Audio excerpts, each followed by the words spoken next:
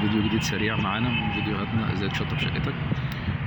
فيديو من الحاجات للاسف صناعيه كتير قوي بتعملها، وفي ناس اصحاب الشقه يبقوا مش عارفين، فلما بيتعاملوا لوحدهم بتبقى مشكله. هي موضوع خلط الجبس بالاسمنت.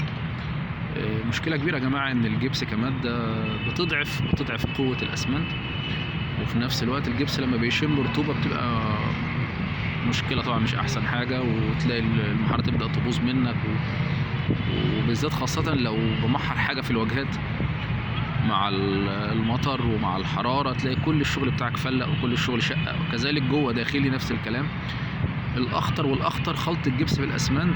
لو بتاع المحاره هيعمل لي الحمام، هيمحر لي الحمام، عشان طبعا دي كارثه بقى. والكارثه الاكبر والاصعب والافظع لما بنكون بنعمل مرمات سقف وحديد تسليح مصدي، فممكن صناعي يريح باله بقى. الموضوع زي ما هنتكلم ان شاء الله في فيديو ازاي الطريقه الصحيحه لترميمات الاسقف.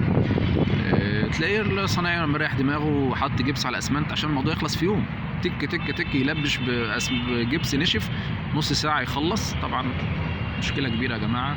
يا ريت ما نخليش الصناعيات تستعمل جبس خالص وهم شغالين في المحطه. فيديو جديد ان شاء الله ازاي تشطب شقتك. سلام عليكم.